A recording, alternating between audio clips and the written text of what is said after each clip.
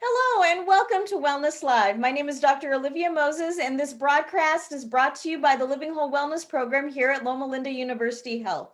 We're so happy that you've joined us, and I want to say if you're watching us live, Happy New Year. Well, we have a really great topic for you today, and one that is so very important. Now, as we start this new year of 2021, we look back at 2020 and realize, and we have to acknowledge, there were a lot of challenges. We changed our lives. A lot of people lost their lives, leaving grieving family members. It has just been a difficult year that we just left, which brings up the topic of mental health. Now, as we look at mental health in general, there are people that have a lot of opinions about it. And where do these opinions come from? Where do these views come from? Well, we have a very special guest. It is one of my former classmates, so I'm really excited that he is here. His name is Dr. Adam Aréchiga, and he is an associate dean of our School of Behavioral Health, and he is the perfect person to talk about these ideas. And the thing that he's going to talk about with us today is psychology and Ellen White, which is actually really foundational to the Adventist Church. And he's going to shed some light on some of the ideas that maybe some people have based on her writings. Well, without further ado, I'd like to introduce you to Dr. Aréchiga. Thank you, Olivia. Okay, welcome everybody. So this talk is near and dear to my heart. Obviously, I'm a clinical psychologist and I was educated at Loma Linda, worked at Loma Linda for quite a few years now. And throughout the years, people approach me about psychology, and sometimes because of their background, they wonder because of some past writings. And so today, what I want to do is I want to be able to educate everybody about Ellen White and some of her early writings around psychology. So there are a number of reasons for this talk, in addition to my own personal history. But I was trying to come up with rough estimates, but my guess is it's easy to say that there are over 5,000 medical doctors that practice in the US and abroad that are Adventists, that come from the Adventist faith.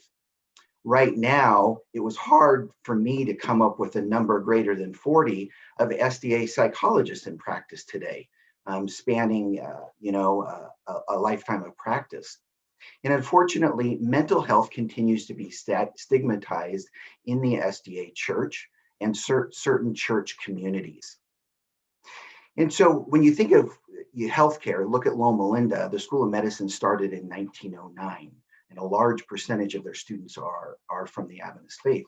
The Department of Psychology, that is part of the School of Behavioral Health, where I work, was started in 1994, and very few Adventist applicants, something that we often talk about.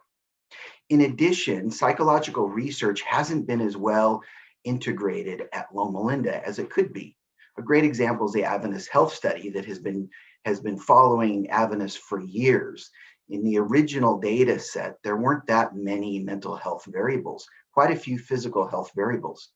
And then when we look at integration into medical-based research, we're still a little bit farther behind than some of the cutting-edge research centers around the country. Few staff psychologists, and so there's a challenge. You know, as I've practiced as a psychologist, I've repeatedly faced bias and suspicion about my profession, often from Adventists. And so because of these reasons, I decided to give this talk to educate people a little bit about the history of where some of this started to take place. So Ellen G. White, who's a very important central figure to the faith, made some statements related to quote unquote psychology that was really good advice, I would say great advice, but taken a bit out of context. And then in addition to that, the early profession of psychology was, in fact, relatively anti-religious. So there's reasons for the concern, valid reasons for the concern that I will talk about. Over time, unfortunately, I personally believe that the Adventist Church developed an implicit bias against psychology. So there's a certain amount of stigma that that we now face. And I believe that that is impacting us. It's impacting us from different professions that struggle to refer to us. It's impacted in students that get mentored into smart science-minded degrees.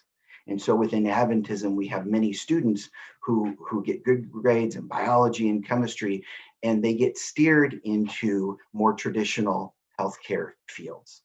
And so I honestly believe that this implicit bias keeps us as an institution, as a healthcare institution, from fully embracing the integration of psychology and psychological science. And so one of my main ideas with this is that we have to acknowledge the bias, but follow the science. So let's start kind of at the beginning of this. So here's a picture of Ellen White, one of the most influential Adventist leaders in history. Her vision really led to the founding of Loma Linda. She developed the health message of the Adventist Church. In fact, the Smithsonian Magazine listed her as one of the most 100 influential people in the history of the United States, based on her involvement in the education system. And her belief was that for a healthy, holistic life, we should be balanced in the physical, emotional, and spiritual aspects of our life, which at the time went against the common belief. Back in the 1600s, Rene Descartes coined the idea of the mind-body duality, right? The mind and the body are fully separate and they don't interact. And Ellen White had this wonderful vision and said, no, it's all coming together and it's important. But here's some of her statements. And it's important to look over these. Okay, so these come from the Ministry of Healing. And here's a quote. There is, however, a form of mind cure that is one of the most effective agencies of evil. Through this so-called science, one mind is brought under the control of another so that the individuality of the weaker is merged in that of the stronger mind. One person acts out the will of another. Thus, it is claimed that the tenor of the thoughts may be changed, that health-giving impulses may be imparted, and patients may be enabled to resist and overcome disease.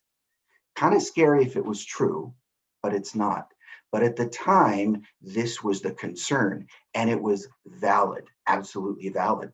She goes on to say this method of cure has been employed by persons who were ignorant of its real nature and tendency, and who believed it to be a means of benefit to the sick. But the so-called science is based upon false principles. Even though Ellen White wasn't widely trained in science, she was so wise. And this was a really smart thing that she said. She goes on, quote, "It is not God's purpose that any human being should yield his mind and will to the control of another, becoming a passive instrument in his hands. No one is to merge his individuality in that of another. He is not to look to any human being as a source of healing.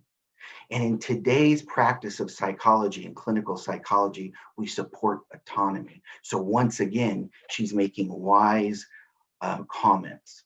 Now, at the time, it's important to put her statements into the context of the time. Number one, when she talks about psychology, she's talking about the foundational science of psychology, much like we would talk about biology. So in the time when she was talking about psychology, biology was being influenced by Darwin, and psychology was being influenced by other researchers who were developing that science. But at the time, there was this belief and a practice called mesmerism, and then phrenology.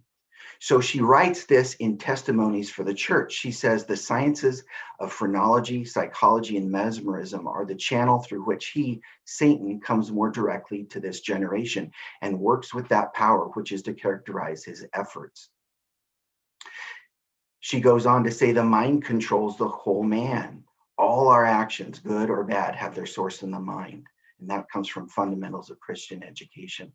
And then in that same text, she writes, "All the physical organs are the servants of the mind, and the nerves are the messengers that transmit its orders to every part of the body, guiding the motions of the living machinery."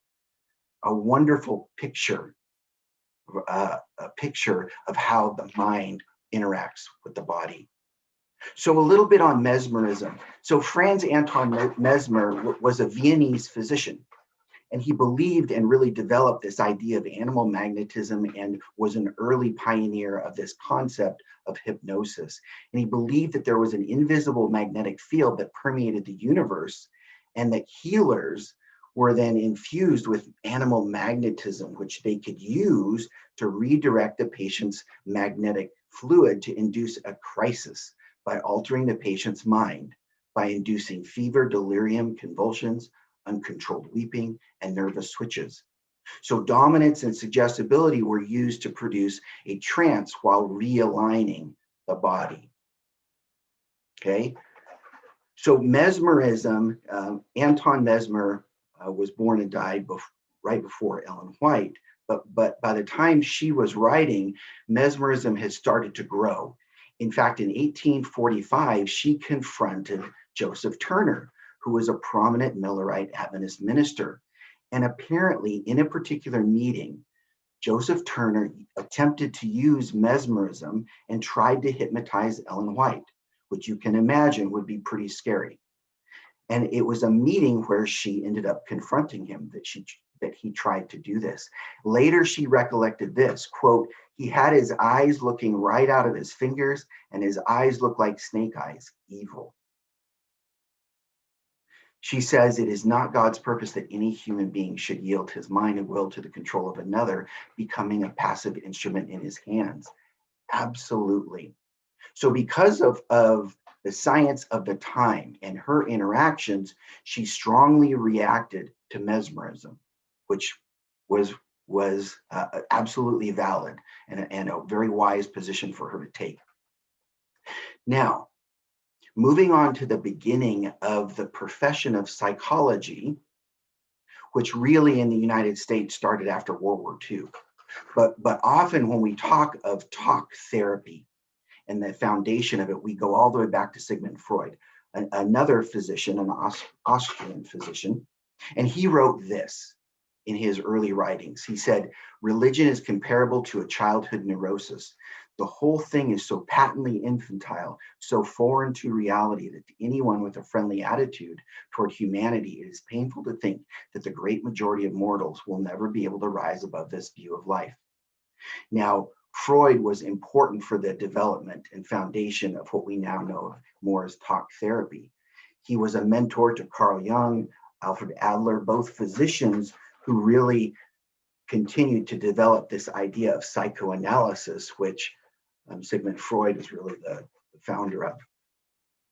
Then in the United States, we have this individual, Burrus F. Skinner, B.F. Skinner, one of the most famous founders of psychology.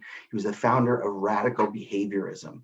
So if you've ever heard of operant conditioning, as opposed to classical conditioning, operant conditioning is really something that Skinner was known for. He's viewed as one of the most influential psychologists in the 20th century. He was an atheist who did not believe in free will, instead believing in determinism. We as humans are pre-programmed and we're predetermined to behave to certain behaviors. Albert Ellis, one of the other huge founding fathers of the profession. He's known for development of rational emotive therapy and really a co-founder of cognitive behavioral therapy. One of the most common therapeutic approaches in modern psychology is cognitive behavioral therapy, and then different approaches that have followed that. One of the most influential psychologists.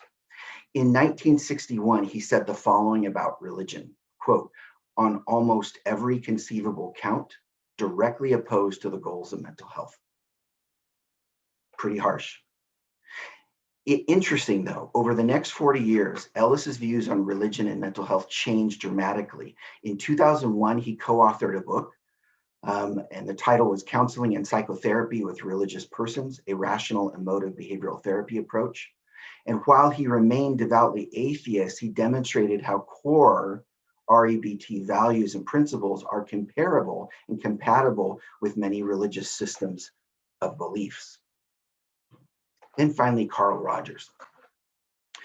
Considered one of the main founders of psychotherapy research, founder of client-centered therapy. Most of our approaches in today's practice of the profession of psychology take a patient or client-centered approach, and Carl Rogers is really the founder of that. He coined the term unconditional positive regard, a term that some have equated with the biblical concept and notion of agape love. And while an atheist early in his life, later he is described more as an agnostic who came to value the indescribable or spiritual in life. So, where does this lead us? Implicit bias or unconscious bias relates to attitudes and beliefs that occur outside of our conscious awareness and control. Implicit bias may run counter to a person's conscious beliefs without them realizing it. It is possible to express explicit liking for a certain group or approval of a certain action while simultaneously being biased against that group or action on an unconscious level. So we might see a particular profession as a health profession, but yet we never invite them to the table as an acknowledged partner. So it's important to understand that implicit biases can become explicit biases. And this occurs when you become consciously aware of the prejudices and beliefs that you possess.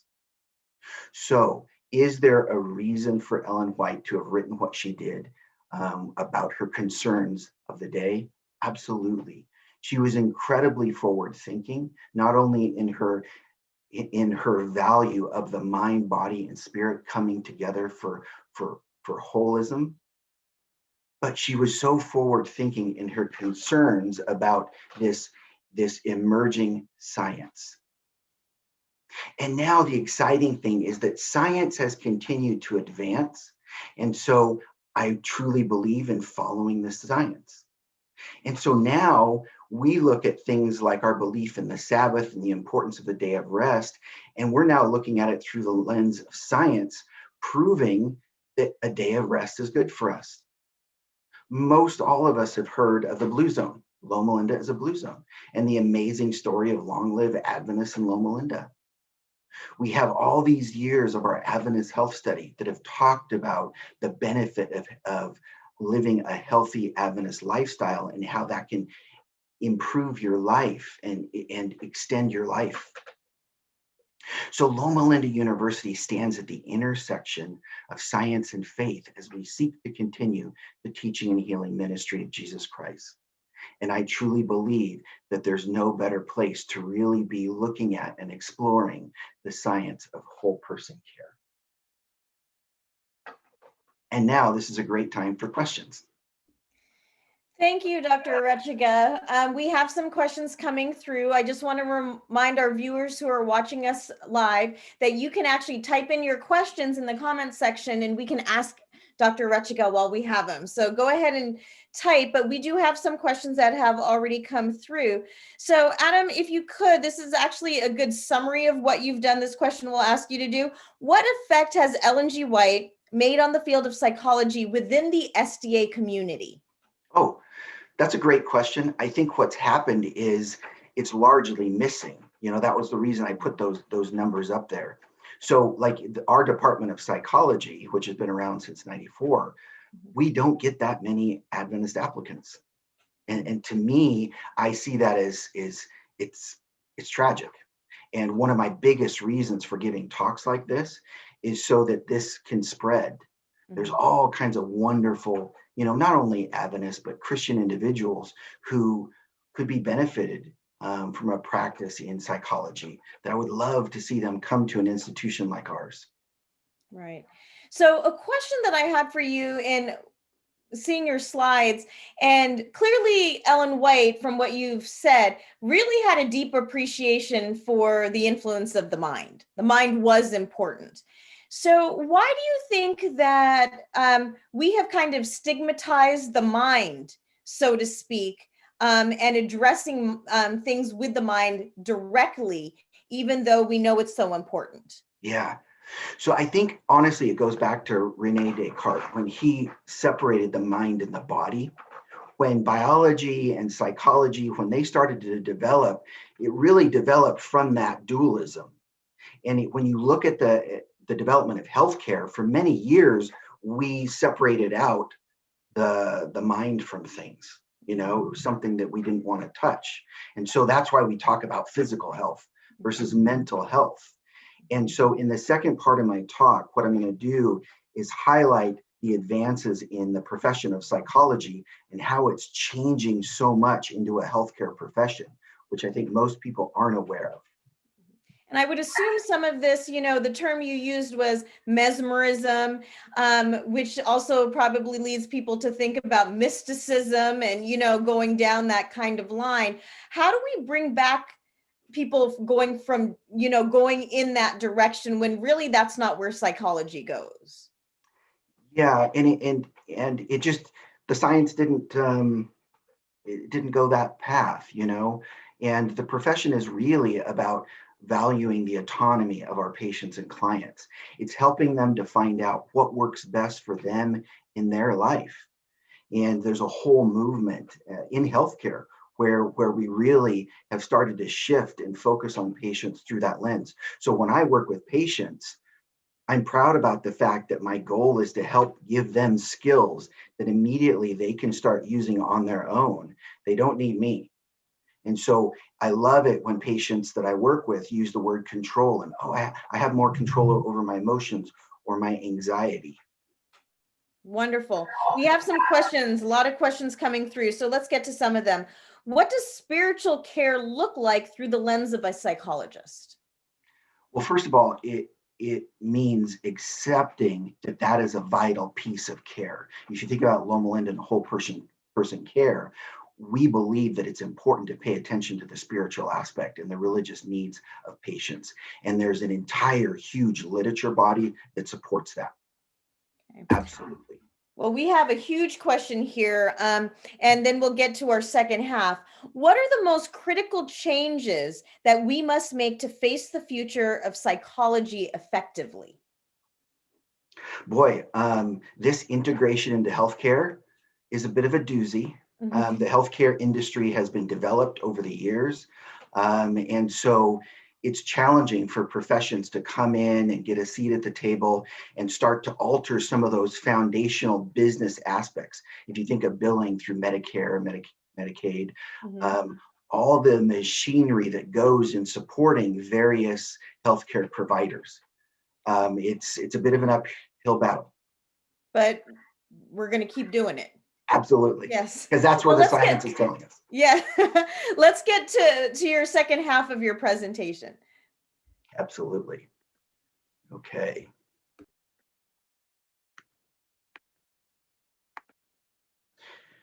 Okay. Thank you for those questions. They were wonderful. Now what I want to do is I want to take us into some of the changes that have happened in psychology over time and really in science and healthcare. So back in the 60s, Hans Selye, who was a Hungarian-Canadian endocrinologist, developed the theory of the biological stress model back in 77. And so he coined this idea of eustress versus distress. Eustress being the good, motivating kind of stress when we're engaged in something that we're interested in. Distress being something that's a little bit challenging. And then he also talked about the HPA axis, the hypothalamic pituitary adrenal axis, that acts as one of those points of intersection with our mood and things like our immune system and impact the body. So that's when we really started talking about, the stress response and the fact that it might be impactful to us in a negative way. Then later on, George Engel coined the biopsychosocial model and the biopsychosocial model of chronic disease, which was really an interdisciplinary model that acknowledged the interconnection between biology, psychology, and socio-environmental factors, saying, okay, all these pieces come together for the person from their health to inform their health. The model specifically examines how these factors play a role in topics ranging from health and disease models to human development. Back in the late 70s. In the early 80s, the first connections between the immune system and the central nervous system were made. There were two labs that did it. One of the first one was David Felton's lab, and he was one of the co-authors of the seminal textbook in the new emerging field of psychoneuroimmunology that really looks at the interconnection between the immune system, the endocrine system, and the psychology of an individual. And so back in 1981, that textbook came out, and that field is now an exciting, vibrant field. And it really looks at the interaction between psychological processes and the nervous and immune systems of the body. I actually took a class from Dr. Felton. It was amazing at Loma Linda, of all places. Then in the mid to late 80s in psychology, there were a group of psychologists who worked in medical settings, many of them who worked in medical training facilities and academic health centers. And they started talking about clinical health psychology. And Cynthia Ballar is the primary author of this book. This was the book that I read in college at Walla Walla that led me down the path that I took in my training. But what the science is telling us about the need for integration in healthcare is complex now. So we know that people with untreated behavioral illnesses drive up total healthcare costs because they use non-psychiatric inpatient and outpatient services 3 times more likely. Those with comorbid physical and behavioral conditions are at a heightened risk of being readmitted. Short-term disability claims for behavioral illnesses are growing up to 10% annually. And people with serious mental illnesses die 25 years earlier on average. Half of all Americans develop a behavioral health illness during their lifetime, more than 30,000 deaths annually from suicide. Behavioral illnesses and substance abuse cost the US employers $80 to $100 billion a year. Within primary care, one of the areas where you see psychology really expanding, as many as 70% of primary care visits are related to a mental or behavioral health need. 80% of patients with behavioral health needs will visit a primary care provider in a given year, which is why there's a big movement to embed psychology within primary care clinics. And then from a finance standpoint, twofold increase in the cost of medical treatment of patients with chronic disease comorbid with behavioral disorders.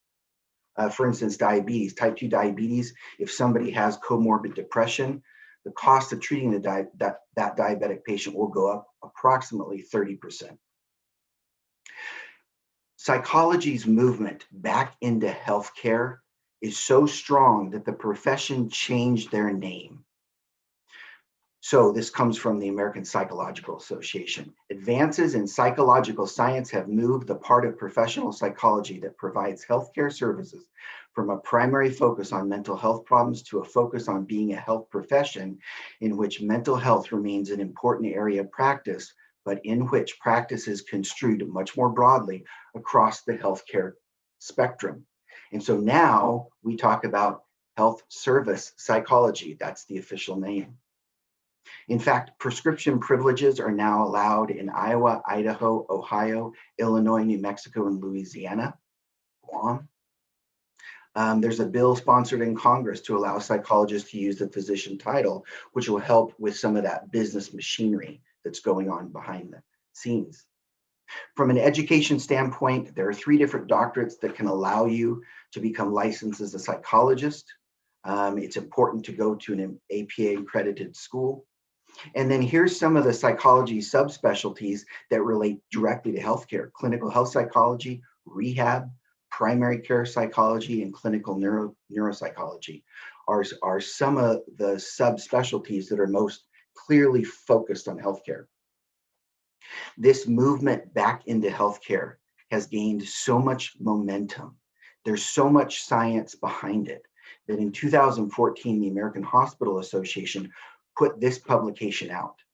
And it's a wonderful publication that I would encourage all of you to access online. And it really talks about integrating behavioral health across the entire continuum of healthcare, both inpatient and outpatient. And it's a wonderful resource because it summarizes some of the foundational research. And then as we're coming to a close with this talk, I think it's important just to recognize that relationship between religiosity and how it impacts health. The body of literature is huge. And we know that religion and spirituality are not the same, and they don't have the same impact on our health. But overwhelmingly, religion leads to positive health outcomes like morbidity and mortality. Without a doubt, religion attendance improves mental health, such as reduced depression and quality of life. The science proves that except for a very small percentage of individuals, religious attendance is beneficial. This research base is so huge now that it can't be questioned at this point. We're talking thousands of peer-reviewed scientific articles from around the world. We know scientifically that psycho-spiritual gatherings are good for our health. In fact, APA has a division. They have divisions that focus on different areas of specialty.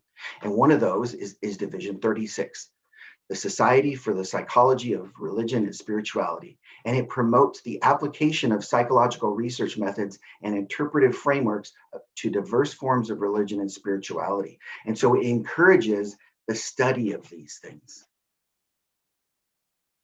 In fact, one of the most well-known psychologists who writes on the benefit of religion and spirituality from a mental health standpoint is Ken Pargament out of Bowling Green. And he was asked this question: how do psychologists use religion and spirituality in clinical practice today? And among those approaches, which do you feel are the most effective?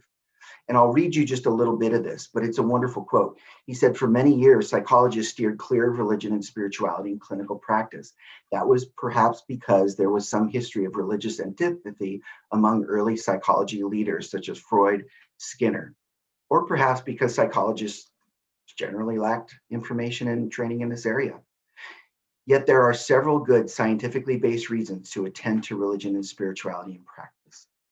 And he talks about how they're such an important source for individuals.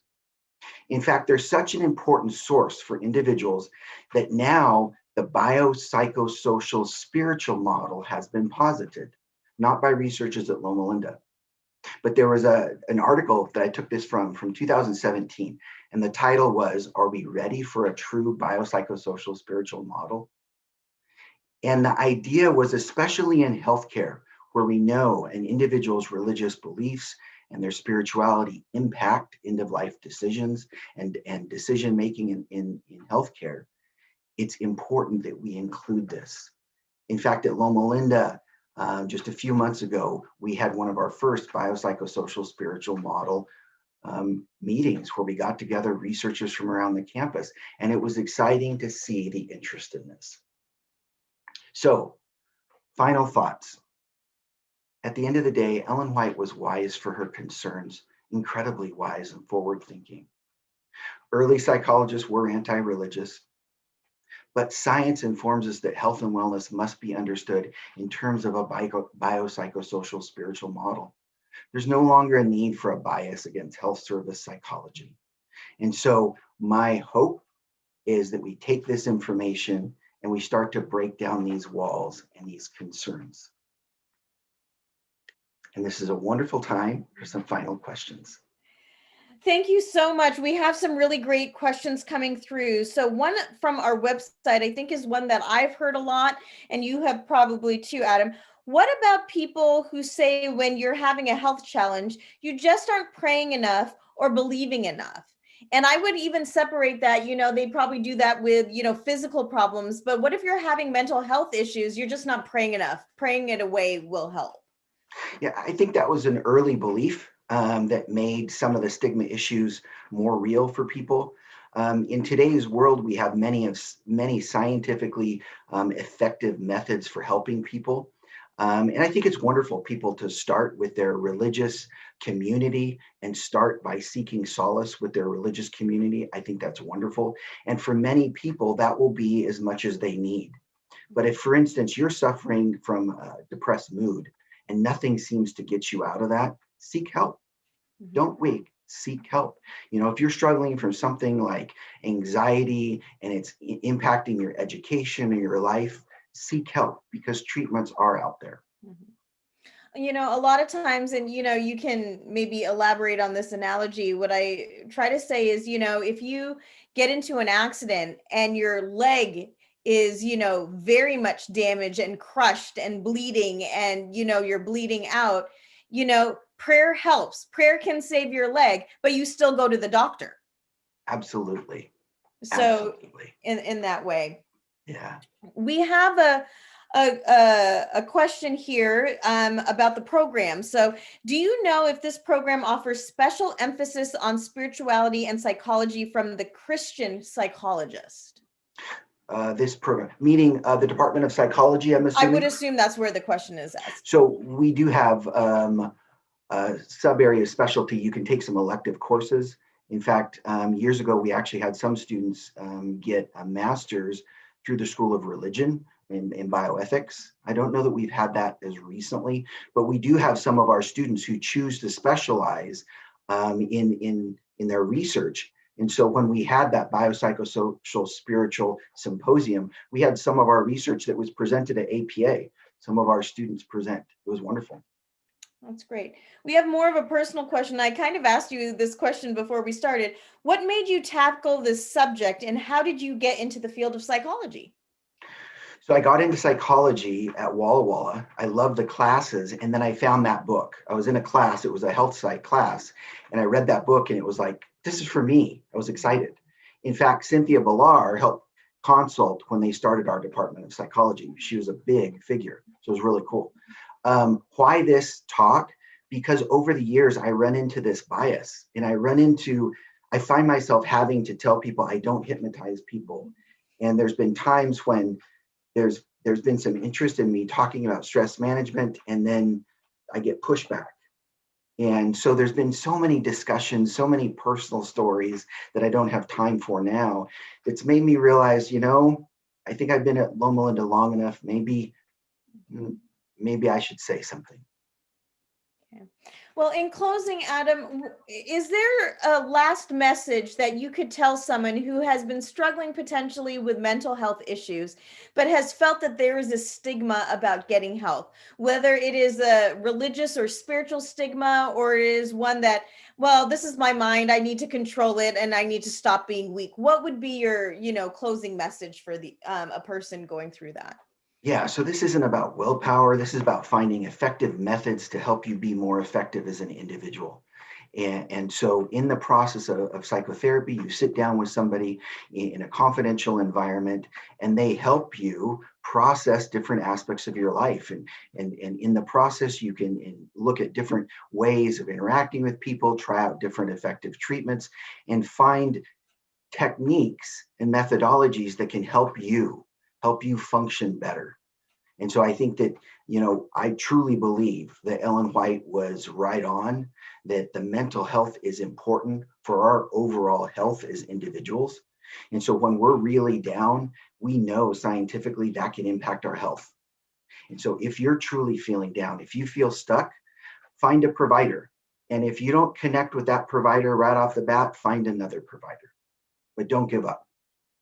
Excellent. Well, thank you so much, Dr. Aréchiga, for being here. Want to thank you, our viewers, for being here on this very important and actually quite interesting topic. Next month, we have Dr. Purvi Purwani for February, American National Heart Health Month.